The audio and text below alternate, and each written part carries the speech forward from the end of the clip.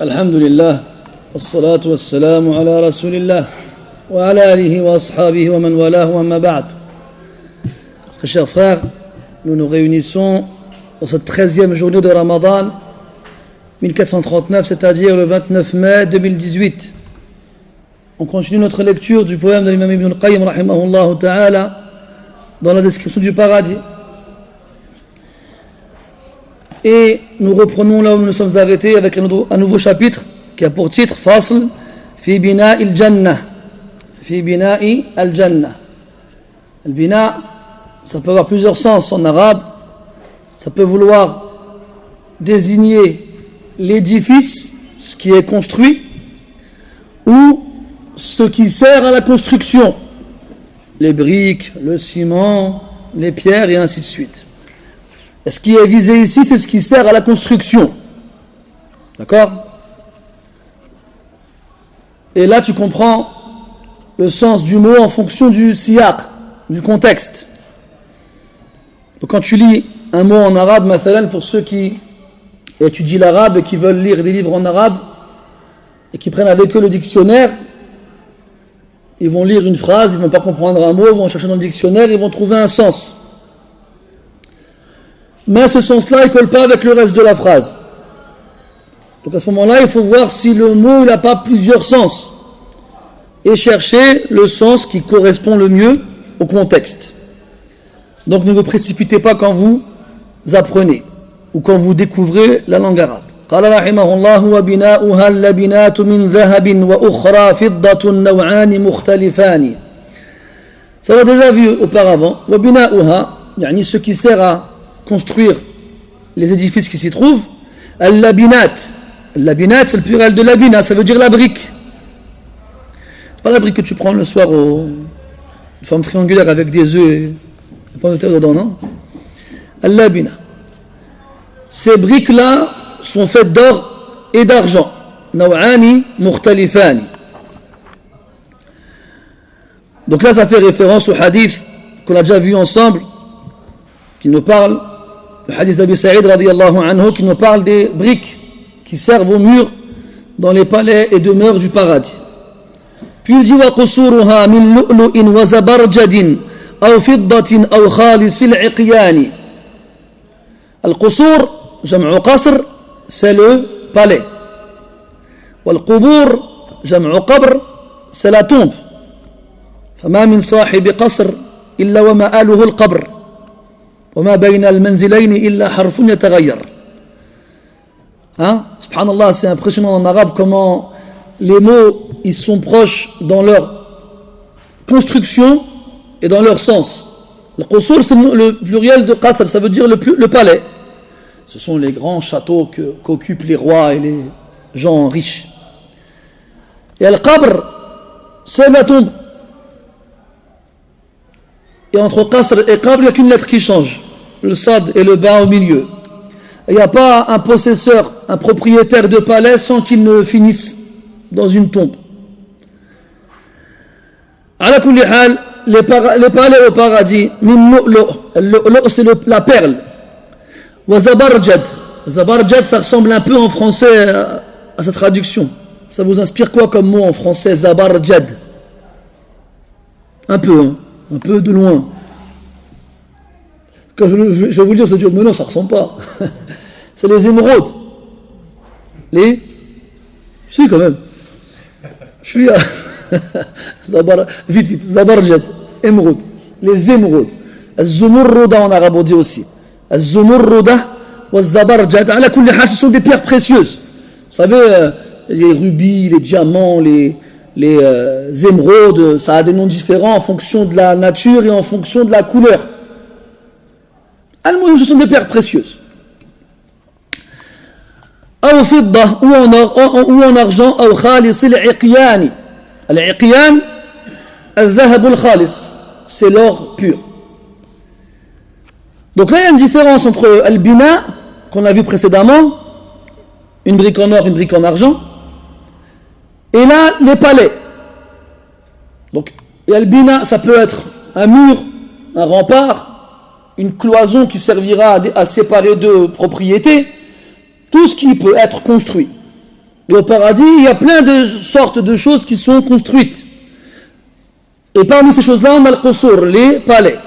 Et les palais, comme c'est une construction supérieure, vu qu'on l'habite, alors ces composants seront différents et plus variés.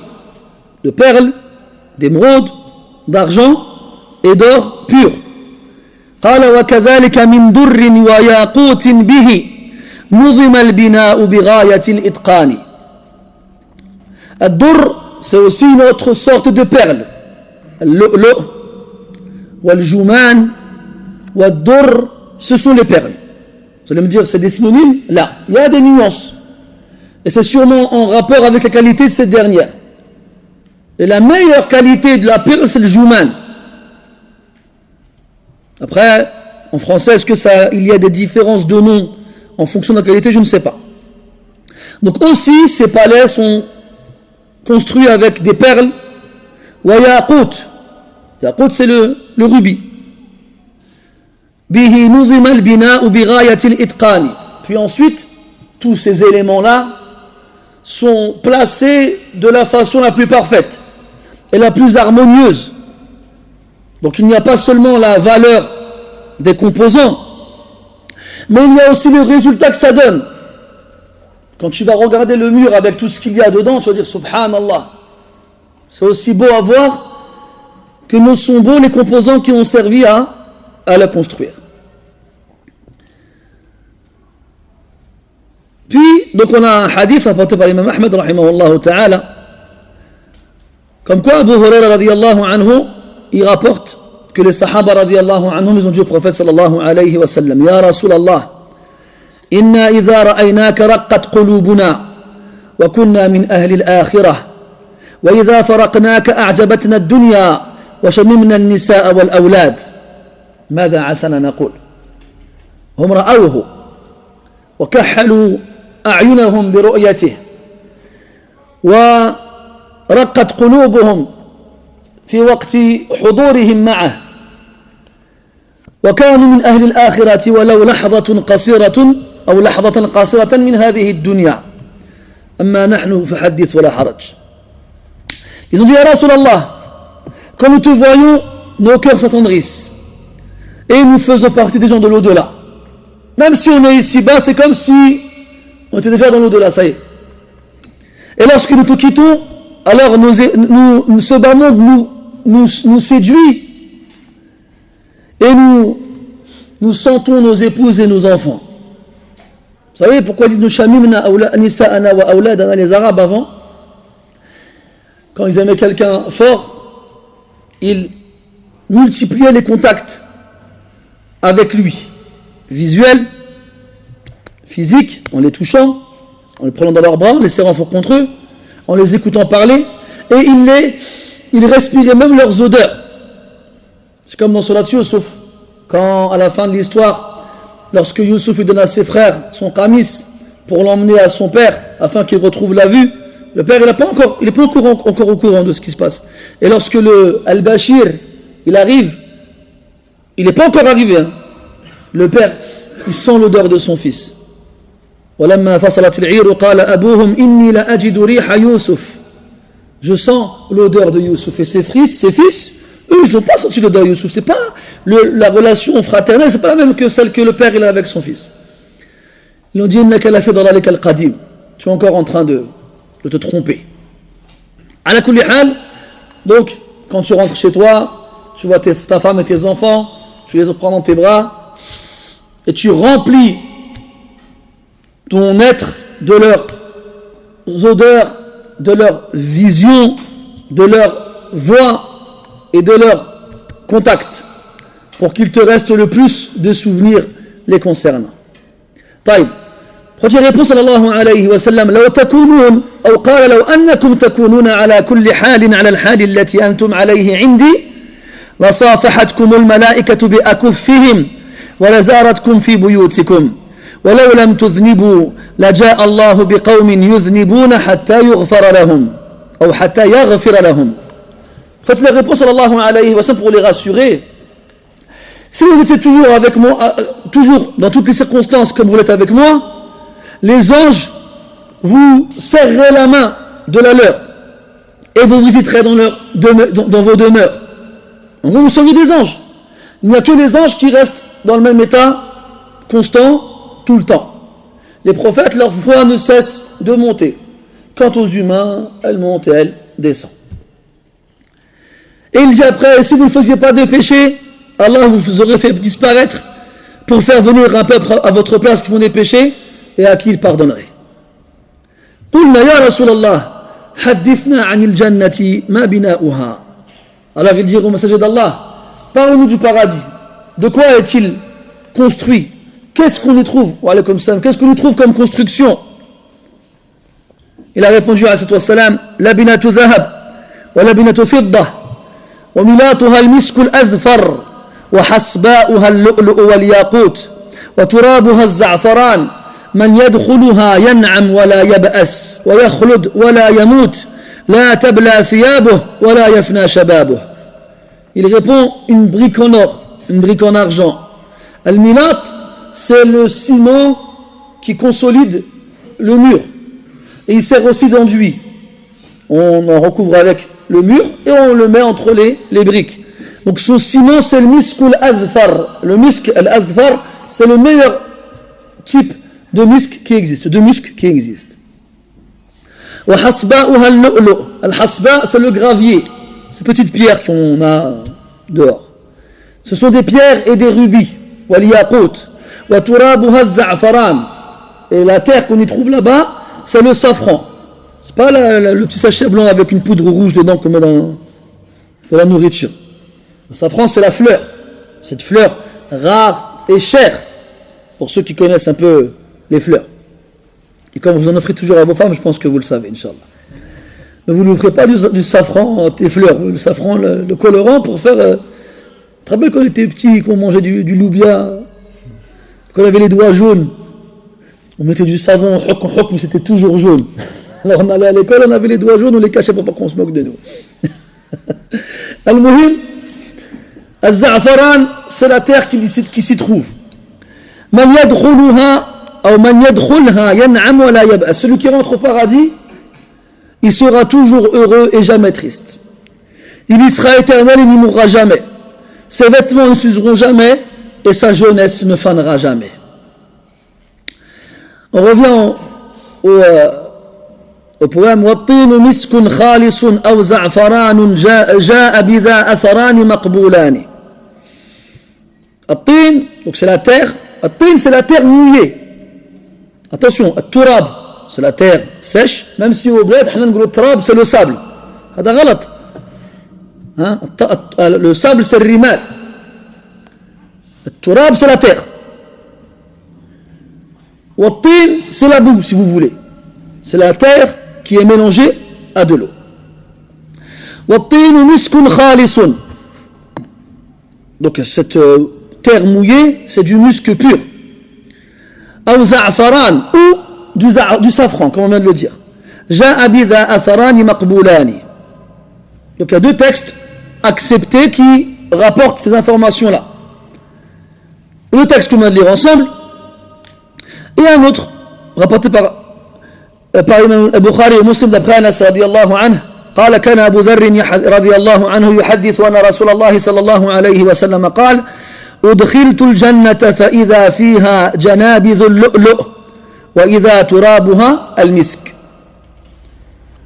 Je suis rentré au paradis, ou on m'a fait rentrer au paradis plus précisément, أدخلت, et j'y ai trouvé al-janabidh al-lu'lu'. Janabid, c'est la terre, c'est les terres, ou bien les pierres si vous voulez, les pierres, comme on l'a vu tout à l'heure. وَإِذَا تُرَابُهَا الْمِسْكِ. Et la terre donc qui la compose, c'est le musc. Et même Muslim rapporte d'après Abi Sa'id radiyallahu anhu, قال رسول الله صلى الله عليه وسلم لابن صائد ما تربة الجنة قال درمكة بيضاء مسك يا أبا القاسم قال صدقت. Ibn Sa'id هذا, c'était un devin juif. Et le prophète, il le testait, on lui posait des questions. Il lui a dit de quoi est composée la terre du paradis. Il a dit darmakatun. Darmaka, c'est le pain dont la surface est lisse et qui a été fait avec du daqiq abiyad, avec de la farine blanche. Et lorsqu'il sort du four, le pain, yamilu ila as-sufra. Sa couleur, elle penche vers le jaune. C'est comme les pains qu'on a aujourd'hui. Enfin, ceux qui ont des femmes qui font encore du pain à la maison, si ça existe encore. En arabe, si ça existe encore. Donc c'est le baguette. Il n'y a pas de hadith qui parle de baguette. Le hadith qui parle du pain. C'est comme dans le hadith aussi qui parle du changement de la terre le jour de la résurrection par une autre. Kaqursi naqi dans le hadith. Kaqursi naqi. Al-qurs, c'est le disque. An-naqi, c'est le propre. Ça, c'est une traduction littérale. Un disque propre, mais ça veut rien dire. Les Arabes de l'époque, qu'est-ce qu'ils comprendraient de ça? Là, qurs an-naqi, c'est le pain qui est sorti du four et qui est encore blanc. Les pains, pas beaucoup cuits. Comme tu vas à la boulangerie, tu as une baguette pas trop cuite. Il est blanc. Quand il sort du four, il est blanc. Il est blanc et il est lisse. La surface, elle est lisse. Et ben la terre, le jour de la résurrection, quand elle sera remplacée par une autre, elle ressemblera à ce pain-là. Et le Nabi sallallahu alayhi wa sallam, à l'époque où il parle aux Sahaba radiyallahu anhum, il leur donne des exemples qu'ils comprennent. Parce qu'ils les voient tous les jours. Mais toi, tu es là avec ta baguette, avec ton pain de la boulangerie. Ça ne te parle pas, ces exemples-là. Donc, d'où l'importance de s'imprégner de la culture des Arabes à l'époque de la révélation, pour comprendre, comme les Arabes de l'époque comprenaient, les exemples qui leur sont donnés. Et Allah dit dans le Coran, voici les exemples qu'on donne aux gens, mais ne les comprennent que ceux qui savent. Si tu ne sais pas, tu ne comprendras pas. Taïb. Donc là, en apparence, donc on a dit darmakatun bayda. Ce pain-là dont on en a parlé, misk, qui est du musc. Il y a Abal Qasim. Et le proche il lui a répondu, Sadaq, tu dis vrai. Donc, on a plusieurs hadiths qui nous donnent des éléments différents sur la même chose. Donc la terre, d'un côté, on nous dit que c'est du za'afaran, du safran, et de l'autre côté, on nous dit que c'est du musc. Donc comment faire la part des choses entre ces deux textes-là? قال ليس مختلفين لا تنكرهما فهما الميلات لذلك البنيان. Il n'y a pas de divergence entre ces deux textes-là. Ne les rejette pas. Car ils servent tous les deux d'ingrédients au ciment et à l'enduit de ces constructions-là. Donc une fois c'est de la terre, c'est du musc, une fois c'est du safran. Allah Ta'ala, il les mélange pour qu'ils servent tous les deux d'enduit et de ciment à ces briques d'or et d'argent, d'émeraude et de rubis. قال رحمه الله فصل في أرضها وحسبائها وتربتها. Donc après avoir vu de quoi sont composées les constructions au paradis, on voit la terre maintenant sur laquelle reposent ces constructions-là. Al-ard, la terre. Donc la terre dans le sens où ce sur quoi on pose les pieds.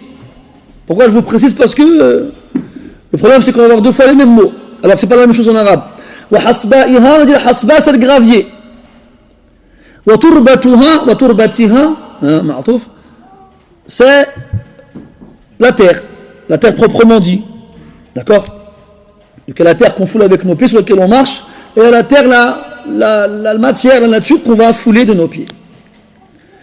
قال والأرض مرمرة كخالص فضة مثل المراة تنالها العينان. والأرض, la terre là-bas, مرمرة. المرمرة نوع من الرخام الصلب. الرخام c'est le marbre. C'est le marbre. الصلب c'est le dur. Donc chez les Arabes, les connaisseurs de marbre, ils distingueront les différentes sortes en fonction de leur dureté. Et plus il est dur, mieux il est. Si vous avez été à la Mecque ou à Médine, il y a du marbre partout. Et parmi ses particularités, c'est que ça ne retient pas la chaleur. Même s'il fait chaud, ça reste frais.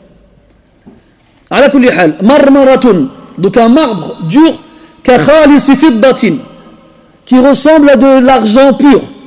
Et l'argent pur, pour ceux qui connaissent aussi, c'est poli. Et ça laisse apparaître un reflet, comme un miroir.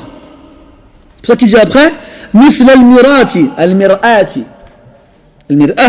c'est le miroir تنالها العينان que les yeux regardent. Ça c'est un affaire rapporté par Abu Shaykh d'après Abdullah ibn Abbas radiyallahu anhuma. On lui a demandé ma ardul jannah, il a répondu marmaratun bayda min fidda ka'annaha mir'ah. Donc du marbre dur fait d'argent comme si c'était un miroir. في مسلم تشبيهها بالدرمك الصافي وبالمسك العظيم الشان.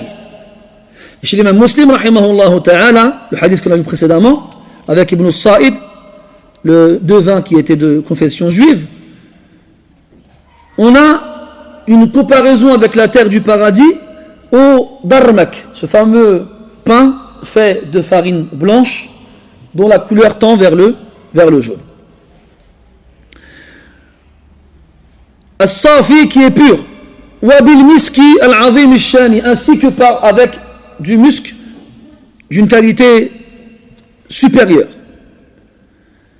Donc pareil, en apparence, on a l'impression qu'il y a une différence entre les textes. Une fois c'est du marbre, une fois c'est du musc. Alors de quoi il s'agit?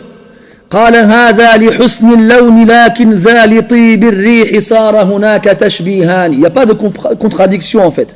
Chacun il vise une chose précise. Quand il nous dit que c'est du musc, ça fait référence à l'odeur qui en émane. Quand il nous dit que c'est du marbre, ça fait référence. Quand il dit que ça fait référence au fameux pain, ça fait référence à la couleur.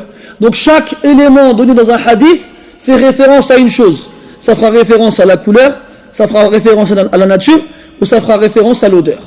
Quand ça parle de musc, c'est l'odeur de la terre. Quand ça parle de marbre, c'est la nature de la terre.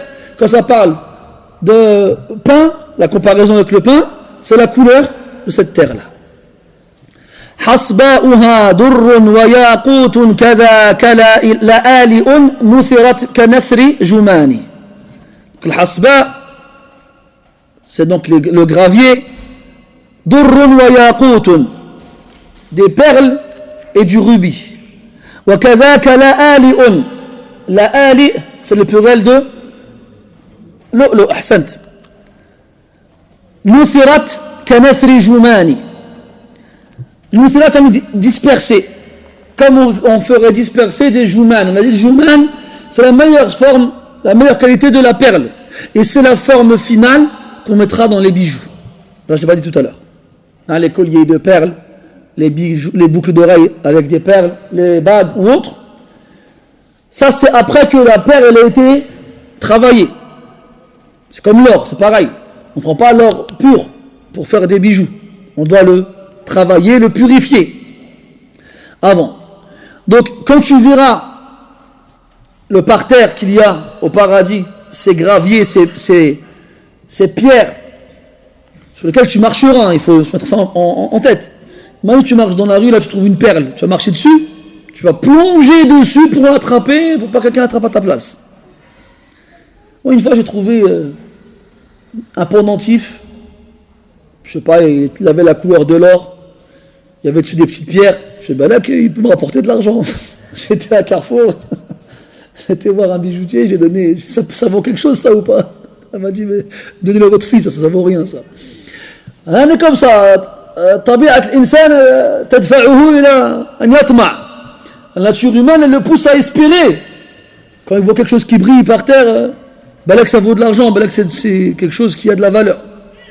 Comme on dit, ce n'est pas tout ce qui brille qui est fait d'or. Ala kulli hal, là-bas, les pierres précieuses et les perles servent de gravier sur lequel tu marches. Ça, c'est les pierres que tu foules de ton pied en marchant. Les pierres avec lesquelles tu jouais quand tu étais petit avec tes copains, tu leur jetais dessus, tu te cachais derrière un mur après. Et ben là-bas, c'est des perles précieuses et c'est des perles. Nusirat kanathri jumani, qui sont dispersées comme ces fameuses perles précieuses. Comme tu prends maintenant un collier de perles, tu coupes le collier, le fil, et tu laisses les perles se disperser. De la même façon, alors, le gravier est disposé là-bas. قال وترابها من زعفران أو من المسك الذي ما استل من غزلان. Turab, donc la terre, est faite donc de safran et du musc mastulla min ghizlani, qui n'a pas été retiré de l'ghizlan. C'est quoi le ghizlan? C'est le pluriel de al-ghazal. C'est quoi le ghazal? C'est la gazelle. Parce qu'en fait, le musc, pour ceux qui ne le savent pas, ce sont des petites boules qui sont évacuées par les gazelles au niveau de leurs aisselles. Ils ont 4 pattes et leur corps, ils rejettent une sorte de sécrétion sous forme de boules. Regardez sur internet, vous trouverez le musc des gazelles. Des petites boules de poils. Hein. Et quand tu les ouvres comme ça sent le parfum. Et les Arabes, ils récupéraient leur parfum des gazelles. C'est comme l'anbar. Vous connaissez l'anbar? L'anbar, c'est l'ambre. L'ambre, il a plusieurs formes. Et on a, chez les spécialistes, ce qu'on appelle l'anbar al-kham. C'est l'ambre pur, vierge. Vous savez, ça vient d'où l'ambre pur? Ça, moi, en Arabie, on voulait en acheter. Ça coûtait la plus basse qualité. Hein. Le gramme coûtait 80 riels, soit 20 €. Le gramme, hein. Je disais au vendeur, mais c'est quoi ça, l'anbar? Ça vient d'où? L'anbar, c'est les excréments d'un poisson dans la mer.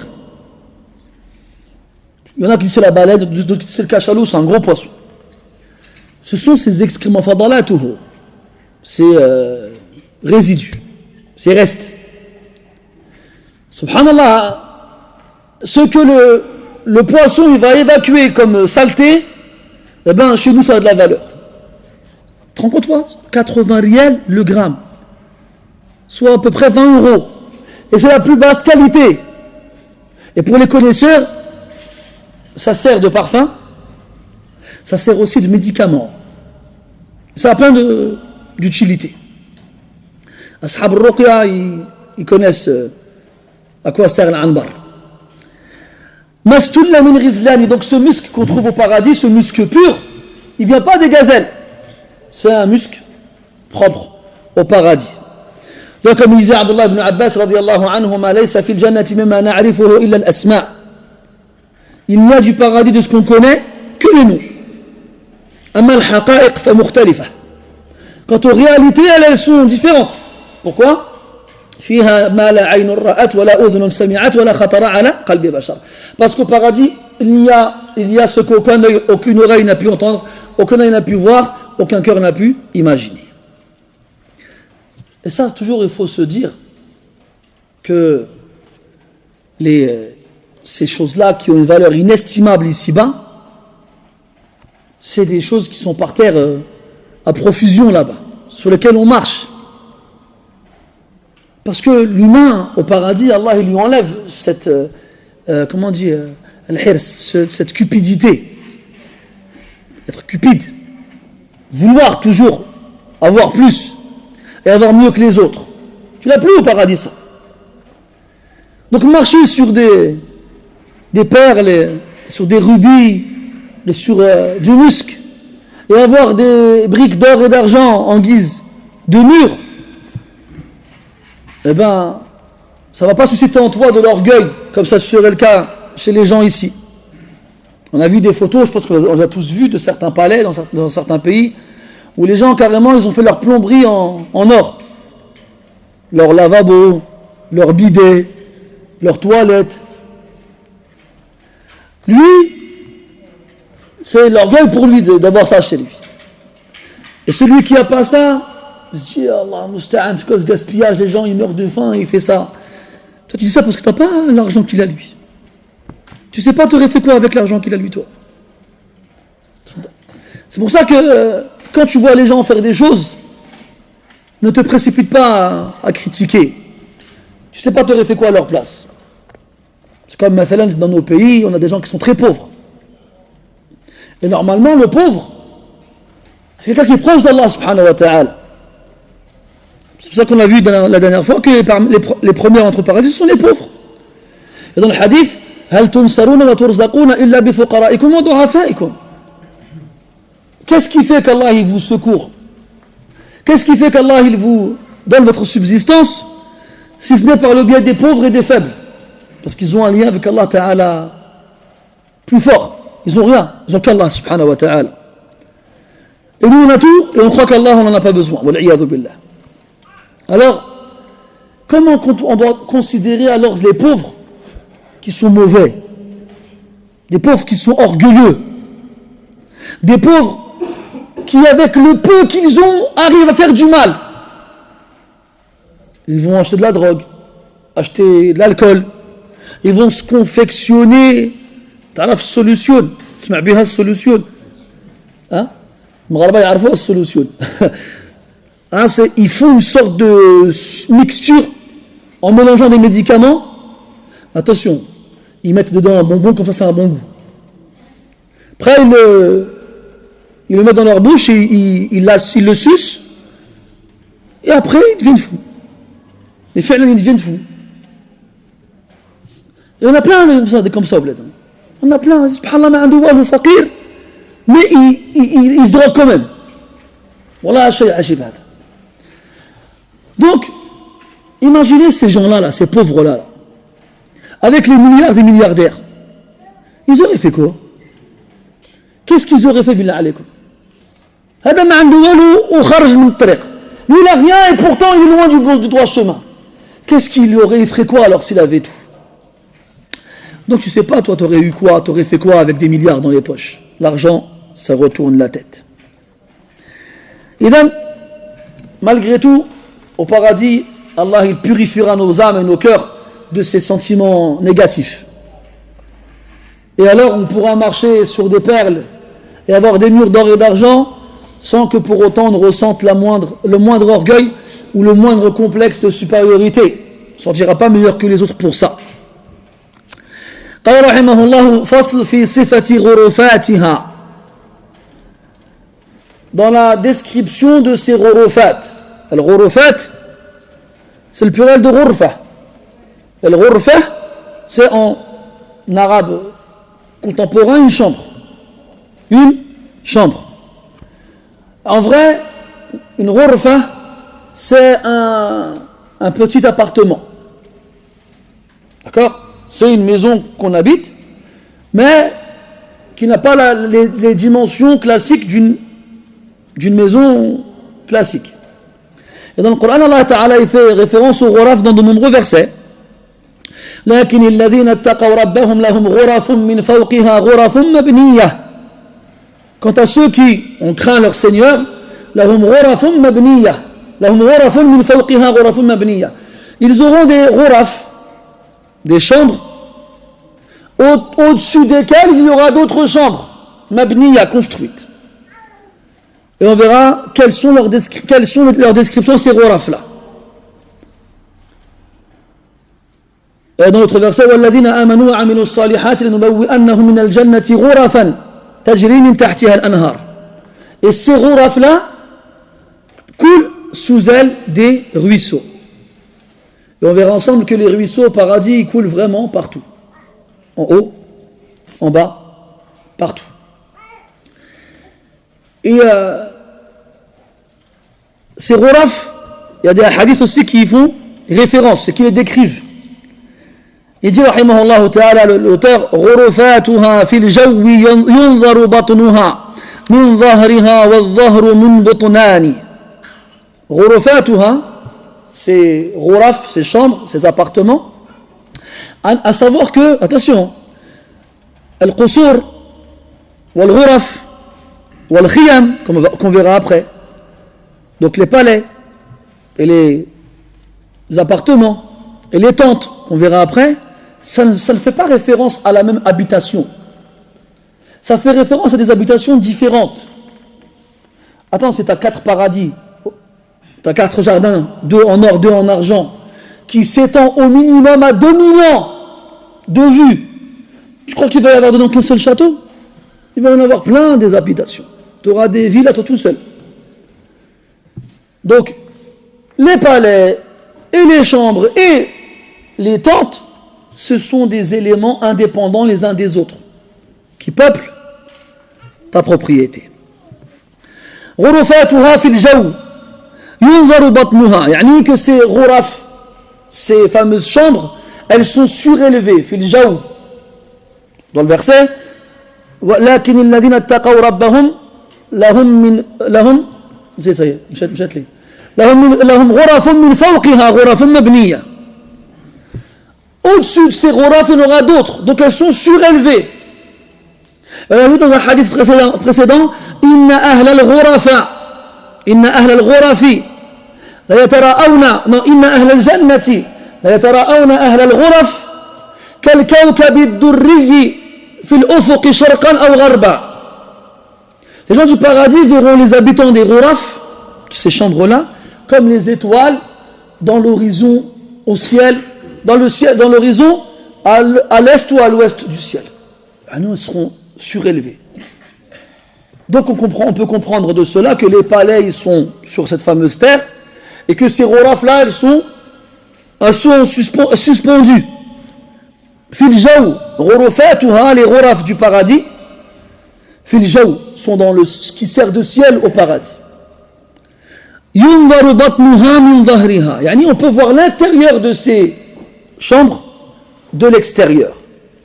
Wa dhahru min butnani, comme on peut voir l'extérieur de l'intérieur. C'est comme si les murs étaient faits de verre. Et ces murs-là n'empêchent pas à celui qui est à l'extérieur de voir l'intérieur. Comme ils n'empêchent pas à celui qui est à l'intérieur de voir l'extérieur. Ça fait référence au hadith rapporté par At-Tirmidhi d'après Ali radiyallahu anhu. قال النبي صلى الله عليه وسلم إن في الجنة غرفا ترى ظهورها من بطونها وبطونها من ظهورها فقام أعرابي فقال لمن هي يا رسول الله قال صلى الله عليه وسلم لمن أطاب الكلام وأطعم الطعام وأدام الصيام وصلى لله بالليل والناس نيام. Après j'ai dit sallallahu alayhi wa sallam, il y a au paradis des chambres desquelles on peut voir l'extérieur de l'intérieur et l'intérieur de l'extérieur. Alors il y a un bédouin qui s'est levé et a dit Ya Rasulallah, elles sont pour qui ces chambres-là? Il a répondu Liman atab al-kalam, pour celui qui dit les meilleures choses. Wa ta'am at-ta'am, et donne à manger à ceux qui n'en ont pas. Wa adam as-siyam, et jeûne de façon constante et perpétuelle. En gros, le plus possible, parce qu'on n'a pas à jeûner tout le temps. Wa salla lillahi bil-layli wan-nasu niyam, et il prie la nuit pour Allah alors que les gens dorment. Et là, normalement, on comprend que le Ramadan, il a cette particularité par rapport au mois de l'année, parce qu'il permet à tous les musulmans de faire ça. Quand tu jeûnes, tu fais attention à ce que tu dis. Normalement. Donc, tu ne dis que des bonnes choses. Quand tu jeûnes, tu sais que quand tu étais généreux, alors tu essaies d'être généreux toi aussi. Les gens, ils ramènent des aumônes à la mosquée, que ce soit de l'argent ou de la nourriture. Comme le frère qui avait fait Jazallah khair la dernière fois, il avait payé tout seul la rupture du jeûne à toute la mosquée. Il y a quelques nuits de ça, ici. Wa adam as-siyam, et jeûne tout le temps. Pendant le mois du Ramadan, tu jeûnes pendant 29 ou 30 jours. Wa salla bil-layli lillahi wan-nasu niyam, et il prie la nuit pour Allah alors que les gens dorment. Et les mosquées sont bondées à Tarawih. Et les gens ils prient la nuit tard alors que les gens ils dorment. D'où l'importance de Ramadan qui permet aux gens, comme Allah le dit dans le Coran, la'allakum tattaqun, d'atteindre la piété. Et la piété, on comprend que c'est à travers les actions vertueuses. Plus on fait des bonnes actions, plus on atteint la piété. Et plus on se débarrasse de ce qui a de l'importance pour nous, l'argent ou autre, plus on atteint la piété. Donc pendant le mois du Ramadan, on fait, irhamukallah, plus de bonnes actions. On prie à l'heure, on prie à la mosquée, on fait at-tarawih la nuit, on jeûne, on donne des aumônes, on lit le Coran, on fait du dhikr, on fait attention à ses mots, ou à ce qu'on regarde avec ses yeux, ou à ce qu'on entend avec ses oreilles. Je fais le Ramadan, je ne peux pas. Donc le mois du Ramadan, il transforme les gens en pieux. Mais le vrai pieux, c'est celui qui reste pieux même quand le Ramadan il est fini. Mais le pieux, c'est d'aider qui a un contrat d'un mois, quand le ramadan il commence et dont le contrat se termine quand le ramadan est fini, c'est pas un vrai pieux, c'est un pieux CDD. قال رحمه الله سكانها أهل القيام مع الصيام وطيب الكلمات والإحسان. Donc les habitants de ces demeures-là, de ces fameuses chambres suspendues dans le ciel telles les étoiles pendant la nuit, qui sont-ils? Ahlul Qiyam, les gens qui prient la nuit. Après, il faut savoir que quand on parle de Qiyam, c'est pas forcément la prière. Celui qui se lève la nuit, qui prend son mushaf et qui lit le Coran, il a fait le Qiyam. Celui qui reste dans son lit, qui fait du tasbih, subhanallah, alhamdulillah, la ilaha illallah, Allahu akbar, il fait le Qiyam. Celui qui prend un livre pour apprendre sa religion et qui le lit pendant la nuit, il a fait le Qiyam. Ce qui compte, c'est d'adorer Allah subhanahu wa ta'ala pendant que les gens dorment, au moment où les gens ne pensent pas adorer Allah azza wa jal. Tu peux même faire le Qiyam avec la sadaqa, comme il faisait Ali ibn al-Hussein Zaynul Abidin rahimahullah ta'ala. Il attendait que la nuit elle tombe et il portait plusieurs sacs sur son dos de nourriture et il les posait devant la porte des gens pauvres. Et le matin, quand les gens se réveillaient, ils ouvraient leur porte, ils trouvaient de la nourriture devant chez eux. Et personne ne savait d'où ça venait. Sadaqatus sir, l'aumône cachée. Et ils n'ont su que ça venait de Ali ibn al-Hussein, le petit-fils de Ali ibn Abi Talib radiyallahu anhu, et donc là, il y a le petit-fils du prophète sallallahu alayhi wa sallam, que quand il est mort, ils ont ramené son corps pour le laver, ils ont trouvé sur son dos plein de traces, comme si c'était des cordes qu'il avait tirées avec son dos. Au début, ils n'ont pas compris c'était quoi ces traces-là, parce qu'ils n'ont jamais vu porter quelque chose de lui, parce qu'il le faisait la nuit. Puis, le lendemain, après sa mort, les gens, ils ont ouvert leur porte, et il n'y avait plus de nourriture. Alors, ils ont compris que celui qui leur donnait cette nourriture-là, c'était Ali ibn al-Hussein. Quelle que soit l'adoration que tu trouves à faire pendant la nuit, fais-la. Ce qui compte, c'est que tu penses à Allah subhanahu wa ta'ala et que tu l'adores à un moment où les gens ne pensent pas à lui et pensent à leur confort. Et cette adoration-là, elle a une valeur supérieure à l'adoration classique. D'ailleurs, dans le hadith, quand le prophète sallallahu alayhi wa sallam, que l'adoration fil haraj ka hijratin ilayh. Le haraj, c'est la période dans laquelle il y a la tuerie. Les gens s'entretuent. Tout le monde. Au point où on ne sait pas pourquoi le tueur, il a tué celui qui l'a tué. Eh bien, dans ces moments difficiles, où les gens, ils ont peur, où ils sont chez eux barricadés, où ils font confiance à personne, ils sont tellement perturbés qu'ils ne pensent pas à adorer Allah subhanahu wa ta'ala, celui qui, malgré cette perturbation générale, pense à Allah et l'adore, eh bien, son adoration à ce moment-là, elle est comparable à quelqu'un qui a émigré et tout laissé à l'époque où le prophète était vivant pour aller vivre avec lui. Alayhi salatu wassalam. Donc c'est ça qui est important. Et on vit dans une époque où ça ne cesse de s'empirer jour après jour et année après année. C'est pour ça qu'on insiste vraiment sur l'ibad. Naam, le ilm, il est important. Naam, c'est important d'apprendre sa religion, on ne dit pas le contraire. Mais il faut que ce soit joint à l'ibad. D'ailleurs, talibul ilm, wa akhussu fihim hafid al-Qur'an, celui qui apprend la science religieuse et en particulier celui qui a mémorisé le Coran se doit d'avoir un comportement exemplaire et de se distinguer des autres par sa ibada, par son adoration. Si Allah Ta'ala a choisi ta poitrine comme récipient pour la meilleure parole qui est la sienne, il faut que tu en sois digne. Et celui qui porte le Coran dans sa poitrine, il racontait comme quoi il y avait un groupe de personnes, ils ont pris la mer pour traverser, pour aller dans un pays. Et au milieu de la mer, il y a une tempête qui éclate. Et les vagues qui baladent leur bateau, en haut et en bas, à droite et à gauche. Au point où ils étaient persuadés qu'ils allaient tous mourir. Alors ils commencent à prendre panique. Ils commencent à crier « Ya Allah, Al-Najda, Ya Allah, Anqidna, Ya Allah, sauve-nous, Ya Allah, au secours !» Et il y en avait un parmi eux qui était assis comme ça, il disait rien. Alors ils l'ont regardé, il me dit pourquoi comment tu fais pour rester calme? Nous on a peur, on ne sait pas comment ça va finir. Il leur a dit Ana ahmilu al-Qur'an wa la yanbaghi li hamil al-Qur'an an yata'amala mu'amalatakum hadhihi. Il a dit moi je connais le Qur'an et il ne convient pas à quelqu'un qui connaît le Qur'an de se comporter comme vous vous comportez. Mais malheureusement, même les gens qui connaissent le Coran aujourd'hui, ils ont changé. Tout le monde a changé. Tout le monde. Les pauvres ne sont plus humbles. Illa man rahima rabbuk. Les riches ne sont plus généreux. Illa man rahima rabbuk. Les musulmans cherchent à ressembler aux non-musulmans. Illa man rahima rabbuk. Les étudiants ne se font pas de pitié les uns envers les autres. Illa man rahima rabbuk. Et ceux qui apprennent le Coran, malgré le fait qu'ils soient très peu nombreux, on ne voit pas sur leur comportement. Illa man rahima rabbuk.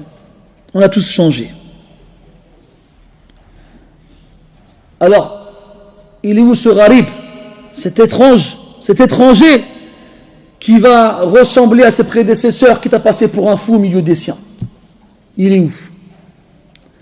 Taïb, sukanuha ahlul qiyam, ceux qui se lèvent quand les gens dorment, c'est eux qui habitent ces chambres-là. Ma'as-siyam, et qui jeûnent, et on l'avait déjà dit déjà, ça ne concerne pas ceux qui font que le ramadan. Quand on a parlé de Bab al-Rayyan, vous vous souvenez, la porte des jeûneurs, ce sont ceux qui jeûnent tout le temps, durant l'année, pas seulement ceux qui font le ramadan, parce que c'est obligatoire. Il n'y a pas de différence. Il n'y a pas de différence à ce niveau-là, entre les gens.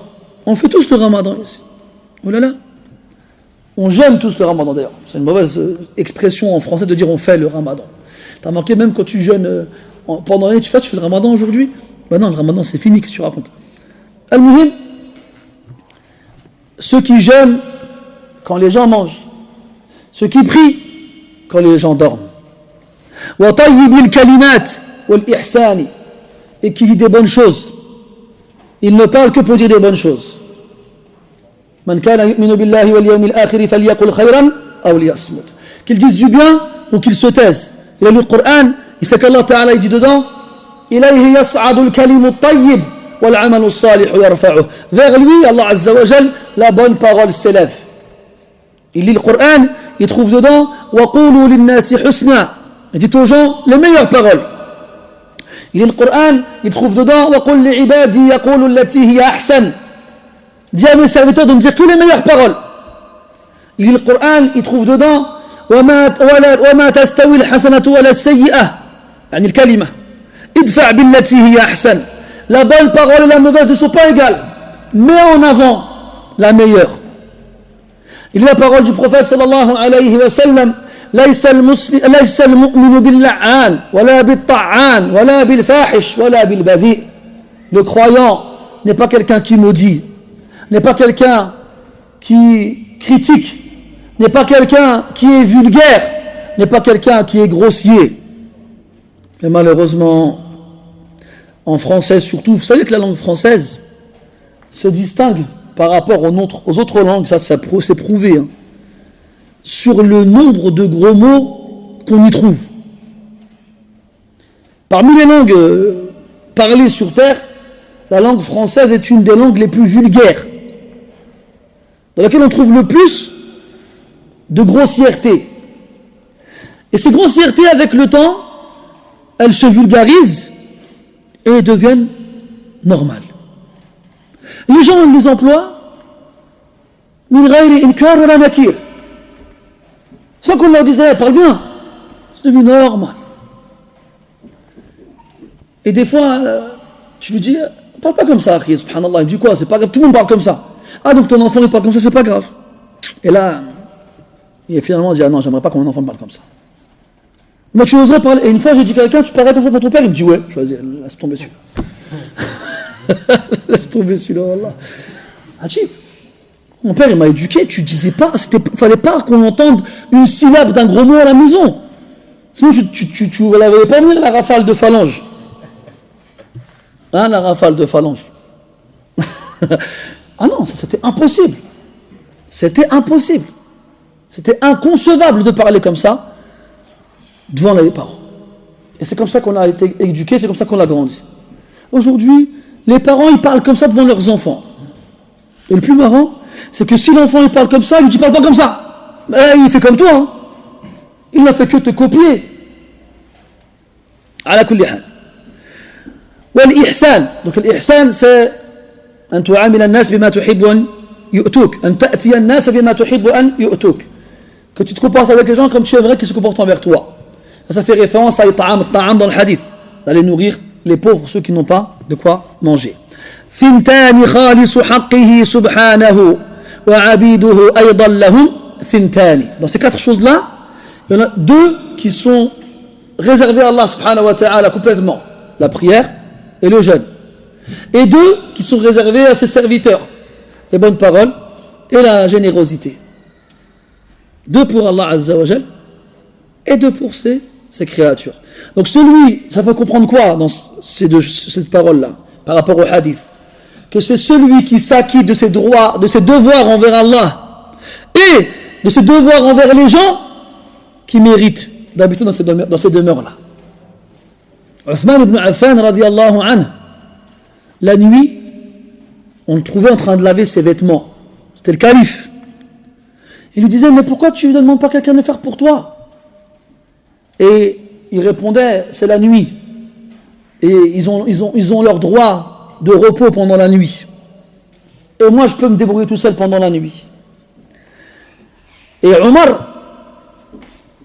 radiyallahu anhu, la journée, il surveillait les gens, et la nuit, il priait. Et on lui dit, mais tu vas te reposer quand, toi? Il a dit, le jour, je m'acquitte de mes droits envers les gens, et la nuit, je m'acquitte de mes droits envers mon Seigneur. Subhanahu wa ta'ala. Voilà comment ils étaient, radiyallahu anhum. Et voilà comment nous sommes. Wala hawla wala quwwata illa billah. قال رحمه الله في خيام الجنة. Donc on a vu al-bina, on a vu al-qusur, on a vu al-ghuraf. Là on va voir al-khiyam. Al-khiyam, ce sont les tentes. Les gens au paradis ont des tentes. Ces tentes-là, elles ont comme particularité de se trouver sur le bord des fleuves, des plages. C'est comme quand tu vas à la plage, tu mets ton parasol, tu mets ta serviette, tu mets de l'huile bronzante et tu passes un bon moment. Eh bien, les tentes des gens du paradis, elles se trouvent aussi justement sur la périphérie de leur propriété, c'est-à-dire sur les limites, à proximité des points d'eau. Comme si, quand il fait beau, allez, on va faire un tour dans un parc, on va passer un bon moment, à peu près ce genre-là. Donc, il dit, rahimahullah ta'ala, donc on a dit, on a les palais qui sont ancrés dans le jardin, al-ghuraf qui sont dans le ciel, et on a les tentes qui sont à proximité des fleuves et des ruisseaux qu'on trouve au paradis. قال رحمه الله للعبد فيها خيمة من لؤلؤ قد جوفت هي صنعة الرحمن 60 ميلا طولها في الجو في كل الزوايا أجمل النسوان. للعبد فيها, يعني pour la personne au paradis, خيمة, une tente. Cette tente-là, elle n'est pas faite comme ici-bas avec une peau d'animal. Allah dit dans le Coran, والله جعل لكم من بيوتكم سكنا وجعل لكم من جلود الأنعام بيوتا تستخفونها يوم ظعنكم ويوم إقامتكم. Allah Ta'ala, il a fait des peaux, des vêtements, des animaux pour vous, des maisons. Buyut, ça fait référence à quoi? Aux tentes. Le précise, la suite du verset, تستخفونها, يعني vous les rendez légères. يوم ظعنكم ويوم إقامتكم, ça fait référence aux nomades des bédouins qui changeaient de maison changeaient d'endroit assez souvent et qui avaient comme demeure les tentes. Donc c'est facile à transporter le jour où ils voyagent et le jour où ils s'arrêtent. يوم ظعنكم ويوم إقامتكم. Donc ici-bas, les tentes sont faites avec des matériaux légers pour qu'on puisse les transporter. Au paradis, ces tentes-là ne seront pas de la même nature, vu qu'elles ne seront pas transportables. Vu que tu auras des maisons partout. Pas besoin de transporter une maison, puisque tu en auras partout. Il dit, khaymatun min lu'lu'in. Cette tente, elle est faite dans une perle. Lu'lu'in qad juwifat. Une perle creuse. Une perle donc dont on a gardé que la surface extérieure. Et l'intérieur, il est vide, il est creux. Une perle creuse. Jouifat hiya san'atur rahmani. Ça c'est la confection du tout miséricordieux subhanahu wa ta'ala. Situna milan tuluha fil jawi fi kulli az-zawaya ajmalun niswani. Elle fait 60 coudées de haut. Oui, c'est à peu près 27-28 mètres. Fil jawi, 28 mètres d'auteur. Taïb, on avait vu que les gens du paradis, ils mesurent combien? 60 coudées aussi. La même taille. Donc est-ce que il va être dedans parce qu'il ne pourra pas bouger s'il a la même taille que lui? Là, il faut comprendre la coudée des gens du paradis. Quand on parle de la taille des gens du paradis, c'est la coudée de l'homme. Donc à peu près 28 mètres. Mais quand on parle de la perle en question, et de la fameuse coudée, c'est la coudée des gens du paradis. Donc ça signifie que c'est une perle 28 mètres pour quelqu'un des gens du paradis. Et pas 28 mètres pour quelqu'un d'ici-bas. 60 coudées. Il dit, fi kulli zawaya ajmalun niswani. Dans chaque coin de cette perle, de cette tente, il y a les plus belles des femmes. Ajib. Et ça fait référence au hadith rapporté par Al-Bukhari et Muslim d'après Abu Musa al-Ash'ari radiyallahu anhu. قال النبي صلى الله عليه وسلم إن للمؤمن في الجنة لخيمة من لؤلؤة واحدة مجوفة. Pour le croyant au paradis, une tente faite d'une seule perle creuse. طولها 60 ميلا, dont la longueur est de 60 coudées. فيها أهلون. Dans cette perle, il y a des ahloun. L'ahloun, pluriel de ahl, c'est pas un vrai pluriel. Pour ceux qui ont fait peu de grammaire ici.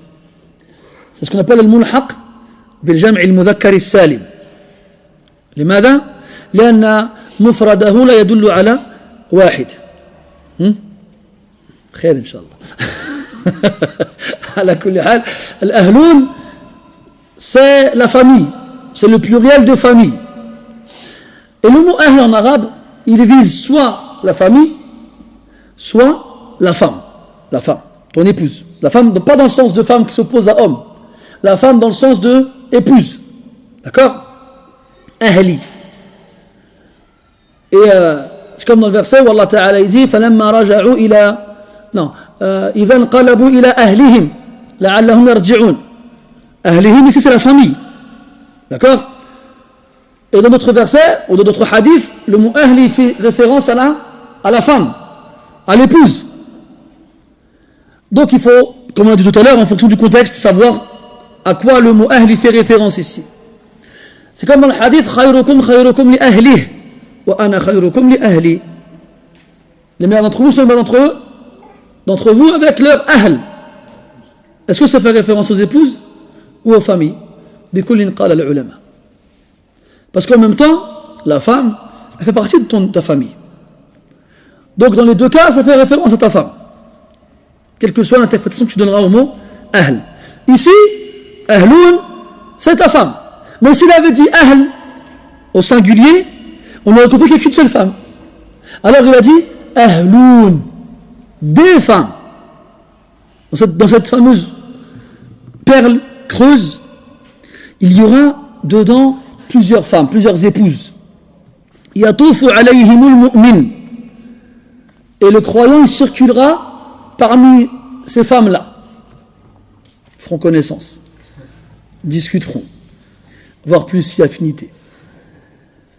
Et on pourrait se dire, attends, ces fameuses ghuraf, ou plutôt ces khiyam, si elles sont transparentes, si on voit à l'extérieur et à l'intérieur et inversement, comment tu peux être dans l'intimité avec ton épouse?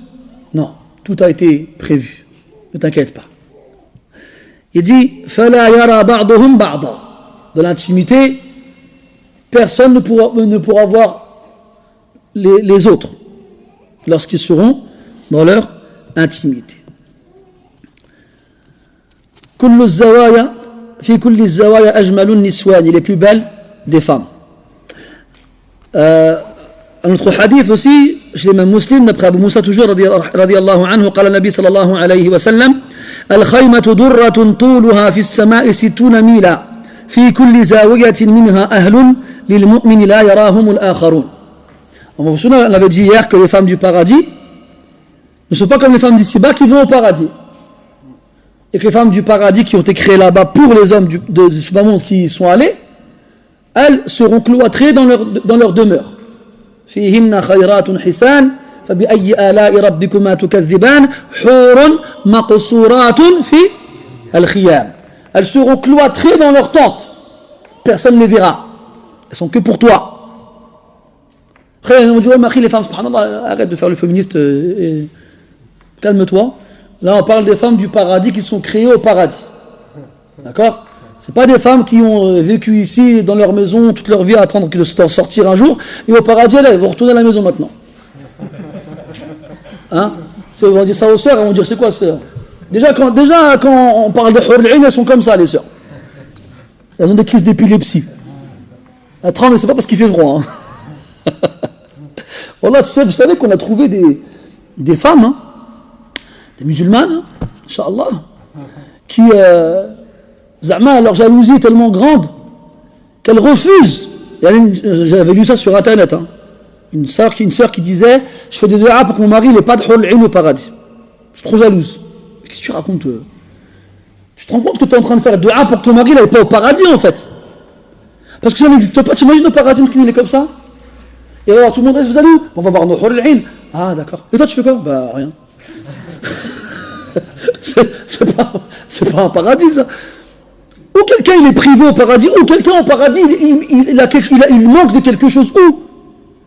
Ça, tu trouveras ça que chez les femmes au 21e siècle. On est 21e siècle ou 22e, je ne sais même plus. 21e siècle. Allah shay ajib. Il y a un hadith qu'on doit lire à nos femmes les premières nuits qu'on se marie avec elles. Le prophète sallallahu alayhi wa sallam, لا تؤذي امرأة زوجها في الدنيا إلا قالت زوجته من الحور العين لا تؤذيه قاتلك الله عسى أن يكون عندك دخيلا يوشك أن يفارقك إلينا. Il n'y a pas une femme qui fait du tort à son mari ici-bas sans que son épouse du paradis ne dise ne lui fais pas du mal, qu'Allah te combatte. Il a fait du'a contre elle. Peut-être qu'il n'a pas de valeur pour toi, lui, mais bientôt il te quittera pour nous rejoindre et nous, on s'occupera bien de lui. Non. Et ça, je sais pas, c'est comme cette jalousie que les femmes elles ont aujourd'hui, c'est abusé, wallah. On ne dit pas que la femme ne doit pas être jalouse. Aïcha radiallahu anha était jalouse. Quand elle était chez elle, quelqu'un frappe à sa porte, elle ouvre, c'était une servante d'une autre épouse du prophète qui avait préparé à manger pour le prophète. Elle dit c'est quoi ça? Elle dit c'est pour le prophète. Et bam, met un coup dans l'assiette, l'assiette tombe par terre. En gros, d'où tu t'envoies à manger au prophète alors qu'il est chez moi aujourd'hui? Je peux le faire à manger moi? Et le prophète et les sahaba ils ont assisté à la scène, et le prophète il est venu, il a ramassé la nourriture, il l'a mis dans le reste de. Il a échangé l'assiette cassée contre une autre qui appartenait à Aïcha, comme ça il n'y a pas de tort. Et il a ramassé la nourriture, il a donné aux sahaba, il leur a dit quoi? Koulou, gharat ummukum. Mangez. Votre mère, elle a fait preuve de jalousie. Elle ne lui a pas reproché d'avoir fait preuve de jalousie. C'est comme une fois, le prophète il dormait chez Aïcha radiallahu anha, et en pleine nuit, il se lève et il sort. Et là, Aïcha, il va où? Alors elle s'habille, elle le suit. Et il fait nuit, hein. Elle voit une silhouette au loin, elle approche comme elle peut, et elle voit que le prophète était à Uhud, en train de faire dua pour les martyrs qui sont tombés à la bataille de Uhud. Il était à Al-Baqi', pardon. Al-Baqi', le cimetière que vous connaissez tous, et il faisait dua pour les morts qui sont morts à Uhud. Puis, il a entendu un bruit, il s'est retourné et il a vu une silhouette, c'était Aïcha, mais c'est pas que c'était Aïcha. Alors Aïcha, elle part. Alors lui, il la suit. Elle accélère le pas, il accélère le pas aussi. Elle se met à courir, il se met à courir. Puis, elle arrive à la maison avant lui et elle se met sous la couverture. Et le prophète il rentre. Mais comme elle avait couru, elle respirait fort. Il lui dit, c'était toi qui étais dehors là? Elle lui dit oui. Pourquoi t'es sorti? Elle lui dit quoi? J'ai eu peur que tu me quittes pour aller voir une autre de tes épouses. Hein? Donc la jalousie que l'homme il pardonne à sa femme, c'est la jalousie qui la pousse à faire des choses qu'elle ne ferait pas normalement. D'accord? C'est son comportement à elle qui change. Mais elle ne doit pas chercher à changer son mari. Jamais ou non jamais une femme elle a dit au prophète, te marie pas. Ou bien divorce, une telle, pardon. Jamais. Là, si jamais tu vas dire à ta femme, je vais me remarier, ça fait mchit fiha. قامت الدنيا ولم تقعد. Ça y est, mchit fiha. Là, d'accord, on est jaloux, Allah nous a créé jaloux. Ibn al-Qayyim, rahimahullah ta'ala, dans Kitab al-Dawa al-Dawa, dit la jalousie, c'est un caractère noble. Quand il est au juste milieu. Parce que si jamais il y en a trop, on tombe dans le soupçon et l'espionnage. Et Allah, il a dit, ne vous espionnez pas. On tombe dans la mauvaise opinion. Et Allah, il dit, et si on n'en a pas, on tombe dans le dayatha. On n'a pas eu de dayuth hier, vous vous souvenez? C'est sa femme et ses filles, elles font le haram et le zina, et lui, il s'en fiche. Wahada, qu'est-ce qu'on avait dit de lui? Vous vous souvenez? Allez tous en même temps, Yallah, comme ça, tout va bien. Yallah, aïna kalamukum. Hassan, barakallahu fik. Ils ne sont pas dans le paradis à Dayyuth, wal'iyadu billah. Idhan, ni trop, ni pas assez. La ifrat wa la tafrit, wa khairul umur, awsatuha. Jaloux, d'accord, mais juste au milieu. Et les hommes aujourd'hui, ils sont plus jeunes. C'est ça qui est étonnant, subhanallah. Les hommes, ils ont perdu leur virilité, et les femmes, elles ont perdu leur féminité. On se retrouve avec des femmes qui sont à des hommes, et des hommes qui sont à des femmes. Comme il disait le poète Ibn al-Uboun, Lam ya'ud lirrajuli qimah, mithluhu mithlu al-bahimah. L'homme, il n'a plus de valeur. Son exemple est comme celui d'une bête. Sa femme, elle travaille, et lui fait la vaisselle. Et bon, je ne vais pas s'attarder sur le sujet, c'est un sujet qu'on connaît tous malheureusement. Tu dis à ta fille, hey, tu t'habilles comment là? Comment ça? Moi je m'habille comme je veux, tu vas faire quoi? Il est malade lui. Vas-y, tout le monde s'habille comme ça, tu veux que je m'habille comment? Comme il y a 50 ans? Smahili benti, smahili, siri, Allah rada alik. هذه يعني في الشكل سيري الله يرضى عليك على فين قال لها الله يرضى عليك كاع خرج كل ليبوفونتاي ولكن الله يرضى عليك في الاخر هذه لي في الشكل والله بابا il a un peu de الرجوله مازال فيه شويه de الرجوله مازال elle essaie de survivre cette الرجوله à fond de lui sa fille elle sort elle est sur le point de sortir elle a habillé n'importe comment elle dit Binti tu t'habilles comment là tu vois ça pas sortir comme ça et elle lui saute dessus qu'est-ce qu'il y a toi t'es malade de quoi je te ramène la police tu vas voir laisse-moi tranquille et là ah bah vas-y qu'Allah il te protège la hawla wa la quwwata illa billah. Enfin bref, ça c'est taqalub az-zaman, les choses qui se changent. Allez, tout change. Le qiyam, les valeurs, nos valeurs à nous les musulmans, elles sont devenues démodées. Elles sont devenues mauvaises. أصبح المعروف منكرا والمنكر معروفا. Le bien est devenu mal et le mal est devenu bien. Alors les gens du bien, on les fait passer pour des fous, et les gens du mal, on les fait passer pour des gens bien. Ala kulli hal. Donc, il y a aussi une chose que l'auteur il n'a pas dit, rahimahullah, c'est que elle fait 60 coudées en longueur, mais aussi en largeur. Et ça, c'est rapporté dans le hadith, toujours dans Sahihain. قال في الجنة خيمة من لؤلؤة مجوفة عرضها 60 ميلا. En largeur aussi, elle fait 60 coudées. Imaginez le jour où vous rentrerez dans cette perle. Imaginez le jour où, et d'ailleurs quand vous entendez parler du paradis, vous devez faire marcher l'imagination. Même si vous savez que quoi que vous imaginiez, ce ne sera jamais ça vraiment, ce sera forcément mieux, eh bien il faut quand même imaginer une perle immense sur le bord d'une plage où il y a des arbres merveilleux sur les branches desquels on trouve des oiseaux qui chantent, pas cuit les oiseaux au paradis, ils chantent vraiment, hein? Des chants merveilleux, avec des fruits merveilleux. Toi, tu marches comme ça, et tu arrives devant cette superbe perle, et on dit c'est à toi ça. Non, je peux rentrer, mais oui, c'est à toi, vas-y. Et tu rentres, et il y a des couloirs, et chaque couloir il donne sur une chambre, et quand tu ouvres une porte, il y a quelqu'un qui te fait coucou. Je t'attendais depuis longtemps, viens, on va faire connaissance. Tu es avec elle. Il n'y a personne dans la perle ou à l'extérieur qui peut savoir ce que vous dites ou bien ce que vous faites. Quand tu as fini, bon, dans 1000 ans, 1200 ans, quand j'aurai le temps, je viendrai te revoir, Inch'Allah. Et puis, tu vas voir, tu vas avancer dans ton couloir, il y a une autre porte. Toc, toc, tfaddal, t'ouvres, coucou. Un coucou encore plus mielleux et sucré que le premier. Viens, je t'attendais impatiemment. Wahakada. Combien de temps il faudra pour sortir de cette perle? اللهم لا تحرمنا فضلك. قال رحمه الله يغشى الجميع فلا يشاهد بعضهم بعضا وهذا لاتساع مكانه. يغشى الجميع. غاشيا ça veut dire recouvrir. Allah dit dans le Coran هو الذي خلقكم من نفس واحدة وجعل منها زوجها ليسكن إليها فلما تغشاها حملت حملا خفيفا فمرت به. Donc quand on parle de l'ghashayan, de la couverture entre l'homme et sa femme, ça fait bien entendu référence au rapport intime.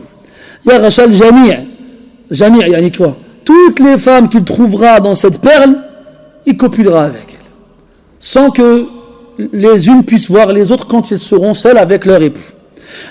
فلا يشاهد بعضهم بعضا وهذا لاتساع مكان. S'ils ne peuvent pas se voir les uns les autres dans cette fameuse perle, c'est qu'il y a beaucoup de place à l'intérieur. فيها مقاصير بها الأبواب من ذهب ودر زين بالمرجان. Dans cette perle-là, il y a des maqasir.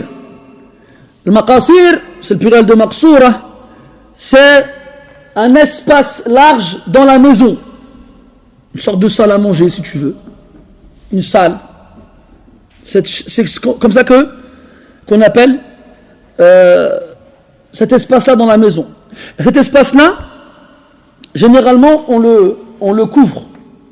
C'est un espace large à l'intérieur de la maison qui est couvert. Et c'est là-bas qu'on trouvera donc ces fameuses femmes. Et dans ces maqasir, bihal abwab min dhahabin wa durrin zina bil marjani. Les portes qui donnent accès à ces endroits-là sont faites d'or et de perles et ont été embellies par le corail. Et ça, il y a de nombreuses paroles de salaf qui y font référence. Par exemple, Ibn Abbas radiyallahu anhuma il disait al-khaymatu durratun mujawwafa farsakhun fi farsakh laha 4000 misra' min dhahab. Le misra', on a dit, c'était le bâton de la porte. Hein? Vous vous souvenez? Le misra' le masari' le masra'i, c'est les bâtons de la porte, chaque partie de la porte. Il y en a 4000. Dans cette perle, il y a 4000 bâtons de porte. Soit 2000 portes. Pour 2000 pièces. Dans lesquelles il y aura une femme dans chaque pièce. Et ces portes-là, elles sont faites d'or. Et c'est comme ça que dans les tafasil, on trouve l'explication du verset où Allah Ta'ala dit Hurun maqsuratun fil khiyam. Des femmes, des houris aux grands yeux qui seront cloîtrées dans les tentes. Elles seront à l'intérieur de ces fameuses salles-là, couvertes et cachées à l'intérieur de ces perles. وخيامها منصوبة برياضها وشواطئ الأنهار ذي الجريان. Donc ces tentes-là, elles sont, comment on dit, plantées. Voilà comme ça. برياضها, dans les jardins. Je veux dire les jardins, le paradis, c'est toujours des jardins, on parle de jardins, parce que le jannat c'est des jardins. Et dans ces jardins, il y a des riyad, c'est d'autres jardins. Donc on a Bustan, on a Jannah, on a Riyad, on a Firdaus. Tous ces noms-là ont à peu près le même sens à quelques nuances près. En gros, dans la propriété que tu occuperas au paradis, donc il y a la terre faite de safran, il y a le gravier fait de pierres précieuses et de perles. Il y a le musc. Puis quand tu t'éloignes un peu, tu vas trouver des jardins. Et quand tu t'éloignes un peu, tu vas trouver des fleuves qui coulent. Et autour de ces fleuves-là, du moins sur les côtés, il y a des plages. Shawati, jam'u shati, c'est la plage. Et donc ces tentes-là, donc, qui sont faites dans une perle creuse, on les trouve sur les bords des plages et ainsi que sur les jardins. Donc c'est pas la même chose que les qusur, les palais, et c'est pas la même chose que les ghuraf. Les qusur c'est sur terre, les ghuraf c'est dans l'air, et les khiyam c'est au bord des ruisseaux qui coulent. ما في الخيام سوى التي لو قابلت للنيرين لقلت منكسفان. Dans ces tentes, il n'y a rien d'autre que ces femmes-là. C'est tout ce qu'il y a. Ça suffit. Il a dit il n'y a rien d'autre dans ces tentes-là que celle que si elle faisait face à Nayirain, au soleil et à la lune, tu dirais il y a une éclipse. Tu dirais il y a une éclipse. Avec la lumière que cette femme-là elle a, elle va couvrir celle du soleil et de la lune, celle elle leur faisait face. Tellement elle est lumineuse. Lillahi hatika al-khiyam fakam biha للقلب من علق ومن أشجان. Ah, ces tentes. Qu'est-ce que le cœur il s'accroche à elle, et qu'est-ce que le cœur il est mélancolique lorsqu'il y pense. Quand tu es là comme ça, tu es ici, tu es bloqué chez toi. Wa alaykoum salam. Ou tu es bloqué au travail, ou tu es bloqué dans les bouchons, ou bien ton patron il te crie dessus parce que tu as fait une bêtise. Ta femme va te crier dessus parce que tu as oublié de faire les courses. Ou bien, tu penses au paradis, tu dis, cette tente-là, si seulement je pouvais y aller maintenant. Donc quand tu y penses, quand il dit Lillahi ha'atik al-khiyam, ces tentes-là, combien le cœur ici accroche, et combien il est mélancolique quand il y pense. Ça, là, vous comprenez, si je ne le mu'min, la prison du croyant. Prison, croyant. Tu n'es pas libre. C'est là-bas que tu seras libre. فيهن حور قاصرات الطرف خيرات حسان هن خير حسان. Dans ces perles-là, حور جمع حورا, c'est qu'il y a des grands yeux noirs dans des grands yeux blancs. قاصرات الطرف, au regard réduit. Elle ne voit que son mari et personne d'autre. 1 milliard d'hommes, tous aussi beaux les yeux que les autres, c'est que toi qui vas regarder. Ton mari est là-bas, les autres n'existent pas. قاصرات الطرف, elle ne voit que son époux. خيرات حسان هن خيرات حسان. خيرات حسان, c'est comme le verset quand Allah Ta'ala dit فيهن خيرات حسان. Là il y a 2 wasf. خيرات, bonne, حسان, belle. Khayratun dans le comportement, elles ont le meilleur des comportements. Hisan dans leur beauté, elles ont le plus beau des visages et la meilleure des apparences. Hunna khayru hisani. Hunna khayru hisan, ce sont les plus belles des plus belles femmes. Khayratu akhlaqin hisanun awjuhan, falhusnu wal ihsanu muttafiqani. Khayratun akhlaq, dans leur comportement, elles ont les meilleurs des comportements. Comme Allah dit dans le Coran, إنا أنشأناهن إنشاء فجعلناهن أبكارا عربا أترابا والعرب جمع عروبة وهي المتحببة إلى زوجها. Al-Arouba au paradis, c'est la femme qui se fait aimer à son mari, qui fait tout pour que son mari soit amoureux d'elle. Et vous savez, dans le prophète de Zahari sallallahu alayhi wa sallam, en parlant des femmes de ce bas monde, il dit Ala unabbi'ukum binisaikum min ahli al-jannah.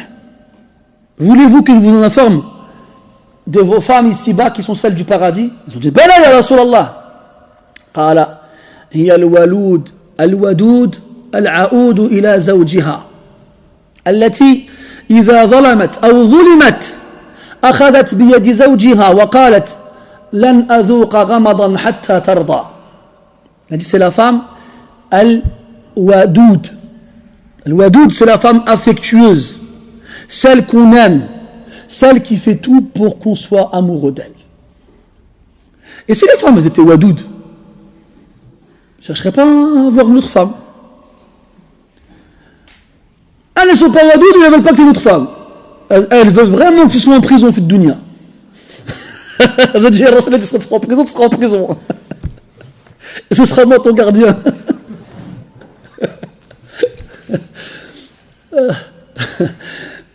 Qu'est-ce que je disais? Oui, Al-Wadoud. Al-Waloud, c'est la femme qui est féconde, qui donne beaucoup d'enfants. Al-Aoud ila zawjiha, celle qui revient toujours vers son mari. Elle lui fait pas la tête. Elle lui fait pas une omelette quand il rentre du travail et il a faim. Cool bédo. Laisse-moi tranquille. Là, elle revient toujours vers son mari. Qu'elle ce soit à cause que leur dispute soit à cause d'elle, ou qu'elle soit en tort, dans les deux cas, qu'elle ce soit elle qui soit en tort, ou que ce soit elle qui ait raison, et à qui on a fait du tort, elle revient vers son mari. Elle prend sa main, elle lui dit par Allah, je ne dormirai pas profondément tant que tu ne seras pas satisfait de moi. Pourquoi? Parce qu'elle sait que la femme qui va dormir et dont le mari est en colère, Allah et ses anges la maudissent jusqu'à ce qu'elle se réveille. Elle ne veut pas qu'Allah et les anges la maudissent. Alors elle ne veut pas aller dormir sans que son mari soit satisfait d'elle. Et même si c'est elle qui a raison dans le problème entre elle et son époux, elle a peur que son mari dorme en colère contre elle. Alors elle va le voir, elle lui prend la main, elle lui dit s'il te plaît, sois satisfait de moi. En fait, il est dans le hadith à une femme qui se plaît avec son mari au prophète sallam, elle disait je fais ce que je peux mais des fois j'arrive pas. Il lui a dit quoi? Unzuri makanaki minhu fa innahu imma jannatuki aw naruk. Regarde ta place où tu te trouves par rapport à lui, car soit il sera ton paradis, soit il sera ton enfer. Ton paradis dans le sens où il sera la cause pour que tu entres au paradis. Dans le hadith, il dit sallallahu alayhi wa sallam إذا صلت المرأة خمسها وصامت شهرها وحصنت فرجها وأطاعت زوجها دخلت الجنة من أي باب شاءت. Quand la femme prie ses 5 prières et jeûne ce mois, le ramadan, et qu'elle préserve sa chasteté et qu'elle obéit à son mari, elle rentrera au paradis par la porte qu'elle voudra. Combien de portes au paradis? 8. Taille. Donc, un bon comportement et aussi des belles apparences. Aïcha radiyallahu anha disait à une femme qui était sur le point de se marier, embellis-toi pour ton mari. Wallah, si tu pouvais changer tes yeux, les enlever pour les remplacer par des autres plus beaux, ben fais-le pour que ton mari te trouve belle. Et Ibn Abbas radiyallahu anhu disait, j'aime m'embellir pour ma femme comme j'aime qu'elle s'embellisse pour moi. Donc ils ont 2 beautés ces femmes-là. La beauté intérieure à travers leur comportement et la beauté extérieure à travers leurs apparences. 2 beautés qui concordent à la perfection. نسأل الله لا يحرمنا فضله نكتفي بهذا القدر إن شاء الله وإلى غد بإذن الله سبحانه وتعالى سبحانك اللهم وبحمدك أشهد أن لا إله إلا أنت نستغفرك ونتوب إليك وصلى الله على نبينا محمد وعلى آله وأصحابه أجمعين والحمد لله رب العالمين وبارك الله فيكم.